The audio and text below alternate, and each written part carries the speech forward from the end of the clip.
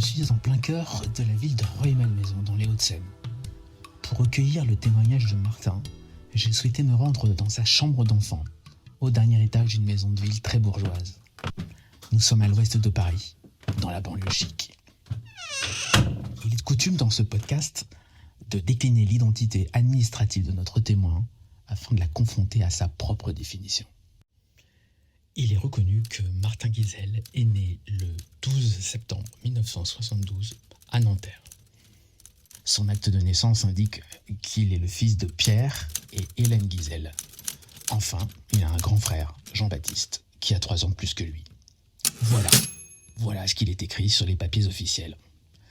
Mais maintenant, écoutons Martin décrire son identité, celle qu'il porte en lui. Alors, en fait, je suis pas vraiment né à Nanterre, mais ça, je l'ai su plus tard. Je suis né à l'hôpital Beaujon à Clichy. Je suis né sous X. Et j'étais adopté à l'âge de 1 an par Pierre et Hélène Guizel, qui sont mon papa et ma maman. Et oui, Martin est né sous X, c'est-à-dire qu'il n'y a aucune trace de son géniteur ou de sa génitrice dans ses papiers officiels. Et s'il y a quelque chose qui tracasse Martin depuis longtemps, c'est de réduire l'accouchement sous le secret à une lettre, la lettre X. Exactement. À la base, en fait, être né sous X, ça permettait aux parents biologiques de pas du tout de garder en fait le secret de l'identité. Sauf que ce qui s'est passé, c'est que la loi Mattei qui a levé le secret dans certains cas. Et il se trouve que j'ai eu la chance de rentrer dans les cases et donc j'ai pu avoir accès en fait à l'identité de ma mère biologique. Être né sous X, c'est dans l'appellation, c'est spécial parce que classé X, comme dit la chanson de Gainsbourg, parce que sous X, c'est l'inconnu et ce grand X m'a toujours posé un problème. Martin a vécu une enfance heureuse, choyée. Dans cette famille fervente catholique, on n'a jamais caché les véritables histoires de Martin et Jean-Baptiste, son frère, lui aussi adopté. Mais ce X, impersonnel, pèse de plus en plus sur le jeune adulte qu'est Martin, jusqu'au moment où le déclic se produit. Une femme semble savoir des choses que personne dans la famille ne connaissait. Pour être plus précis, je vais voir une voyante un jour, donc j'ai à peu près 24-25 ans. Et en fait, cette femme me fait faire des dessins et je fais un dessin sur lequel qu'elle analyse en me disant, voilà, en fait, on dirait que tu as un frère jumeau, tu as dessiné 2 ovules. Je me suis dit, en fait, n'importe qui peut me dire n'importe quoi et du coup, ça lève des doutes. Et allons essayer de chercher un peu qui serait X.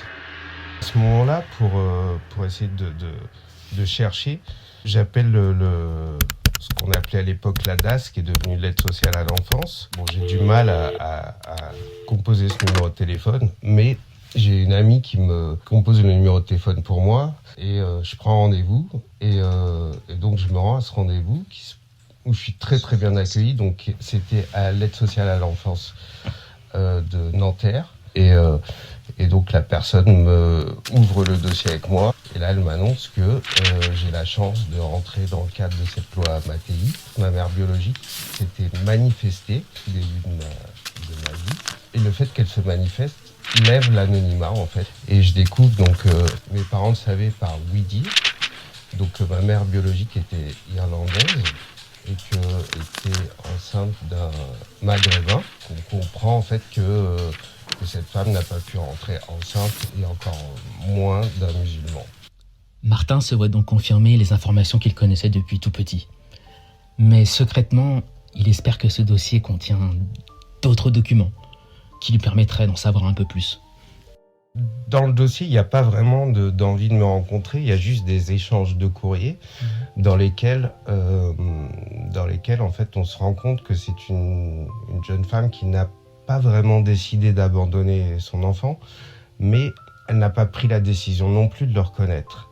Et donc tous ces courriers font que elle montre à un certain moment qu'elle n'a pas vraiment voulu complètement laisser son enfant, ce qui fait que voilà, j'ai pu savoir qui c'était. Et son nom de famille, c'est Debris, Ça c'est l'irlandais, et en anglais ça se dit Bray, B-R-A-Y. Et en fait, voilà, c'est un nom qui n'est pas très courant. Martin a environ 25 ans et ses parents adoptifs n'ont pas été mis au courant de sa démarche. Il a des informations, il a une envie, mais il ne sait pas trop par où commencer. Je cherche en Irlande, je trouve des débris à Dublin, donc je savais que ma mère biologique était d'origine de Dublin. Donc j'ai 2 adresses. Et donc je laisse un petit peu passer du temps parce que tout ça ne se fait pas du jour au lendemain. Et avec une amie, on décide d'aller faire un tour à Dublin.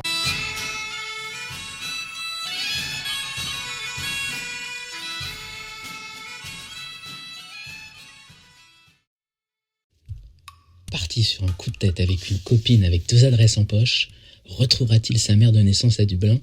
Et si oui, qu'est-ce que cette rencontre va lui réserver? Va-t-il apprendre qu'il a réellement un frère jumeau? Le chemin de vie de Martin, c'est la quête d'un équilibre intérieur qui passe par une connaissance de ses origines. Et je vous promets encore de belles surprises. Nous partirons au Canada, en Espagne, au Maroc, et encore au Mexique. Mais est-ce qu'il avait vraiment le choix? On choisit pas ses parents, non?